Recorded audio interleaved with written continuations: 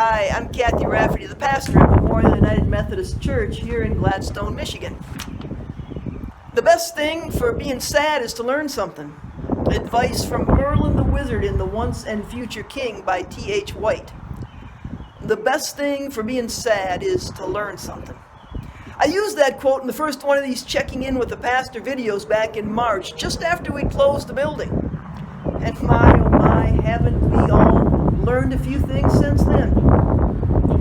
This video is intended to help us all learn what our new normal will look like should you choose to worship in person as we begin to open up our building. Beginning this Sunday, June 14th, you'll have the option to join us in person for worship at 10:30 here in the sanctuary. We'll continue to live stream Sunday worship online and to mail the worship guide and sermon to those we know of who don't have online access. So you don't have to be here to worship with us. And I strongly encourage each of you to prayerfully consider whether attending in person or continuing to worship from home is the wisest choice for you and for the well-being of others. As much as we all long to see each other face to face, I urge us to be full of care for one another in our decisions and in our actions. We've sent guidelines for in-person participation in worship to everyone for whom we have email or a mailing address, and we've developed our guidelines from recommendations from the Center for Disease Control, the state of Michigan, our Michigan United Methodist leadership, and in consultation with other clergy in Michigan and Wisconsin and the Gladstone-Escanaba Area Ministers Group. Our Health Response Task Force here from Memorial Church, along with Lisa Myers on staff, and I have put the final version together tailored for Memorial Church. Please thoroughly review these guidelines as you make your decision about attending worship in person. Please plan to follow the guidelines, as well as any directions from our ushers or our staff while you're here in the church building. Others who may decide to attend are depending on all of us playing by the same rules. And those rules are these guidelines. If you have questions or concerns or suggestions, please call me or someone from the Health Task Force before you show up for worship, so we can get it sorted out ahead of time. The guidelines start by asking you to continue worshiping at home. I'm going to show you the signs we have here to remind us all. Please continue to worship at home. If you've been sick in the last couple of weeks or been around someone who has, or if you've been traveling or had visitors, or if you're considered to be at high risk according to the CDC guidelines. If you can't wear a mask because you've got breathing conditions that make it difficult, then give some serious consideration to whether it's really safe and the best thing for you to be here in person without a mask with other folks around.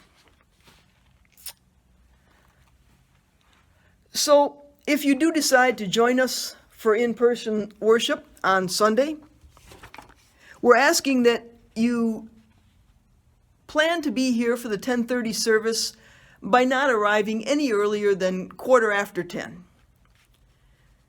And those of us that need to be here earlier have other things we're going to be doing, and we don't want people in the building until it's actually time to begin worship. We won't start without you.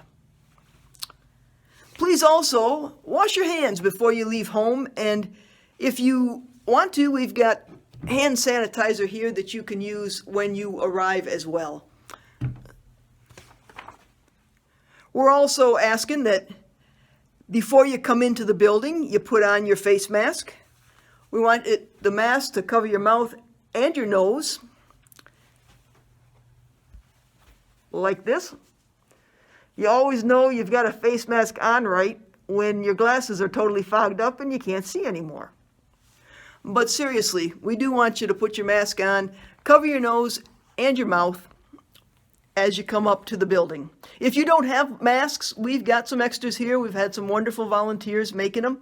So we do have a few extra if you don't have one. Please wait at the door for an usher to greet you. The usher is going to write down the names of everyone that comes in the building and contact information for them. We want to keep track of everyone who's entering our building just in case someone does end up being sick, so that we're prepared to help out with contact tracing should that become necessary. Once you're in the building, the usher is going to direct you to a seat, and we'll take a walk here into the sanctuary. I'm sorry, folks aren't going to be able to sit in their favorite pews. We're spacing people out with an empty pew between everyone and putting people mostly at the ends of the pews.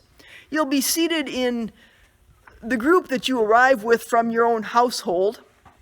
We want children to stay with the household they belong to, and everyone to remain seated where the usher asks you to sit throughout the worship service. We're not going to have a nursery available for now, and you may want to take that into consideration as well. Once you're seated, as I say, please stay seated and please continue to wear your mask throughout the worship service. If you can't wear a mask and you still are here, or if you won't wear a mask and you're here, we're going to have the usher seat you over here in this southwest section of the pews. All the people without masks will be here, and we want to have these windows open and a fan ventilating out so that we're exhausting the air out on this end of the sanctuary.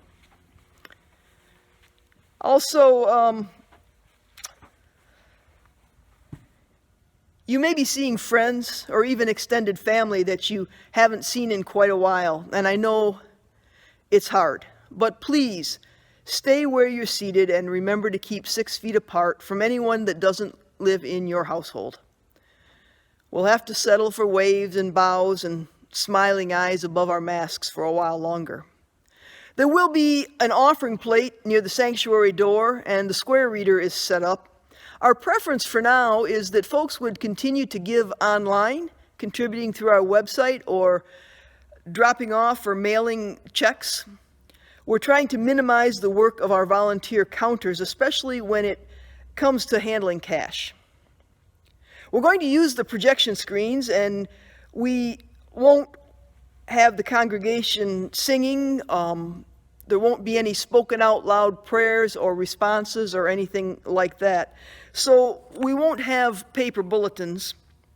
You can access that worship guide that we email out each week. It's also on our website, as well as the most up-to-date prayer list. So you can check that while you're here on your phone if you want to, if you have that with you, or you can print out a copy to bring with you if you prefer the printed copy. The praise team and I will mostly be up here on the raised platform.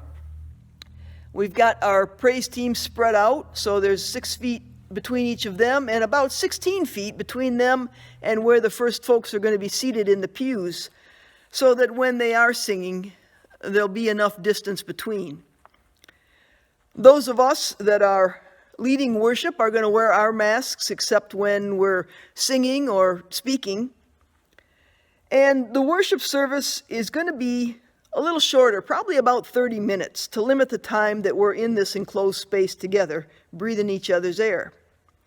We won't pass the peace or the offering plates, and hopefully we won't pass anything else either.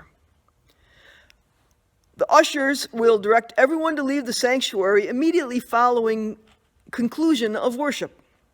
So please don't remain in the sanctuary to chat or even in the building.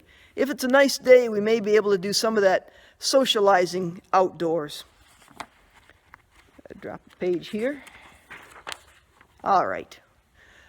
All the restrooms are going to be open.